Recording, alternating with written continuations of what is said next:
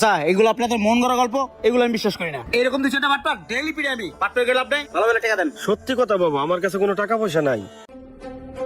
কাকা এই যে আপনার ভাত আর গরুর মাংস। বাবা আমি তো এগুলোর অর্ডার দিইনি, আমি তো দুটো সিঙ্গাড়ার অর্ডার দিছি। কাকা আপনার বয়স হয়ে গেছে, আপনার মনে হয় মনে নাই, আপনি অর্ডার দিচ্ছেন। আরে বাবা আমার কাছে টাকা নাই, আমার কাছে আছে মাত্র 20 টাকা। ও আচ্ছা, তাহলে ওই যে ওই লোক বসা উনি অর্ডার দিছে, খান আপনি।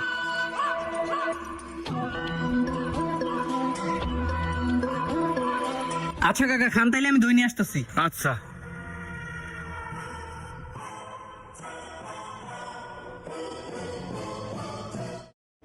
ব্রো, আমার কাছে তো টাকা নেই। কি কষ্ট টাকা নাই, ওটা দিকে আয়। ও নো, চল কাউন্টারে চল। দাঁড়া এই জায়গা দাঁড়া। ভাই এই হালা ভাত খাইছে, 500 টাকা বিল করছে। ভাত খাইছে, গরুর মাংস খাইছে, পেপসি খাইছে, দই খাইছে, এখন আবার ফিরনিও খুঁজে। এত কিছু খায় কয় হালার কাছে টাকা নাই, এখন কি করবো কন? কিরে তুই এত কিছু খাইছস, কস বিল নাই? বিল কই? ব্রাদার প্রবলেমটা হয়েছে কি, আমি মানিব্যাগটা বলে বাসা রেখে এসেছি। ওরে শালা, রেডিও উগান্ডার বাটপার। এই আর হাতের করে খোল। কি একটা অবস্থা। এটার দাম তো 10 টাকা হইব না। আচ্ছা তুই যে ভাত আর গরু মাংস খাইছস, এগুলো তোরে কত ঘন্টা ব্যাকআপ দিব? হজম হইতে কতক্ষণ লাগবে? 5-6 ঘন্টা তো ব্যাকআপ দিবে। গুড। 5-6 ঘন্টার হাড়ি পেতেল মাজাবি, যতক্ষণ না পেট দেখালি যায়। দাঁড়িয়ে যা। উফ ম্যান, এটা তো ডিসগাস্টিং মার্কা পানিশমেন্ট। খায় টাকা নেই, আবার গরু মাংস ভাত খায়। আয় আই ডক। ও নো শিট, ব্যথা লেগেছে। লোকটা খাইয়ে নিয়ে বিল দিতে পারতেছে না, দিয়ে লোকটার হাড়ি পাতিল মাজাইতেছে।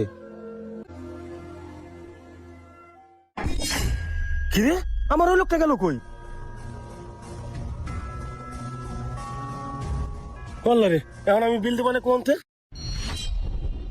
কি ও কাকা, আপনার খাওয়া শেষ হয়েছে 1 ঘন্টা হয়েছে, এখন টেবিল খালি করেন না কেন? এখন আমার লাস্ট টাইম, তাড়াতাড়ি বিলটা দিয়ে টেবিল খালি করেন। ও আচ্ছা, আপনার বিল হয়েছে দই, ভাত, গরু মাংস, টোটাল 350 টাকা। তাড়াতাড়ি বিলটা দেন।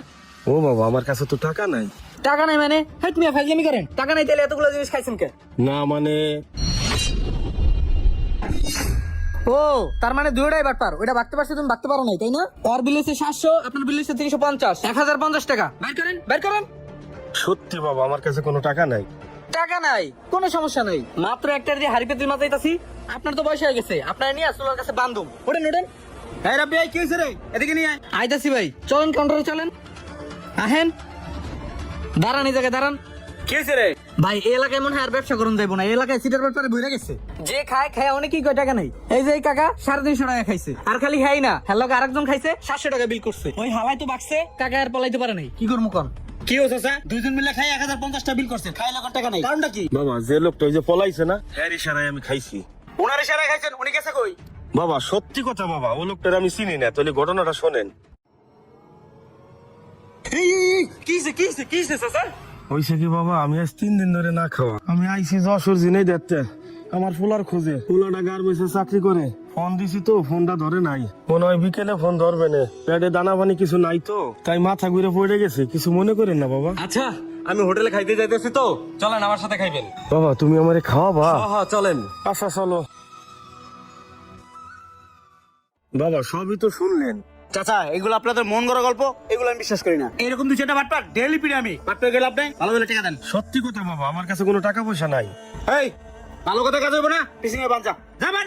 এই আহেন। বাবা আমার কথাটা শোনেন। বাবা আমি একজন ভদ্রলোক, সমাজ আমার একটা মান সম্মান আছে। বাবা খাওয়ার জিনিস খাইছি, খাওয়ার জন্য আমার উপর আবার অত্যাচার করেন না। আমি কালকে এসেই তোমার টাকাটা দিয়ে দেবো না। আজকে আপনার ছেড়ে দিলে আপনি কালকে জীবন আইবেন না। এই ওনার নিয়ে হাড়ি পেতেল মাজা। এই আসেন তো কাকা আসেন। দাঁড়ান দাঁড়ান। ও সরি চাচা, আসলে আমার একটু ব্যাংকে কাজ ছিল তো, খুব তাড়াহুড়াই ছিলাম, এই জন্য আপনার বইলে যেতে পারি নাই। আসলে ব্যাংকের টাকা জমা দেওয়া লাস্ট আওয়ার ছিল তো, একটু পরে গেলে টাকাই জমা দিতে পারতাম না। যাই হোক, এই ভাই আপনার বিল কত হয়েছে? আপনার হার মিলে 1050 টাকা। এই নেন, এখানে 1100 আছে, 50 টাকা আপনার টিপস। এই চাচা আসেন। মহাজন টাকাটা নেন। বাবা একটু দাঁড়াও, শোনো বাবা, তুমি তো আমার শুরুর থেকে অবিশ্বাস করলা, দেখলা আমার লোকটা চলে আইছে। বাবা রে, হোটেল থাকলে এরকম 2-4 জন খাওয়াইতে হয়, তাদের উপরে এরকম অত্যাচার করতে হয় না। আর মানুষে খাওয়াইলে কখনো কমে না, তাতে আল্লাহ তাআলাও খুশি হন। বাবা পাল্লি ডেলে 2-4 জন ফকির খাওয়াইন, তাতে হোটেলে রাজনীতি বাড়বো। থাকেন জায়গায়। বাবা চলো। রাব্বি, উনি যেটা কাছে ঠিক হয়েছে, হোটেল থাকলে দুই চারজন খাইবো, এটাই স্বাভাবিক। এখন থেকে ফকির মিস্ত্রি আইলে খাওয়াই দিবি, টাকা পয়সা রাখবি না, ঠিক আছে?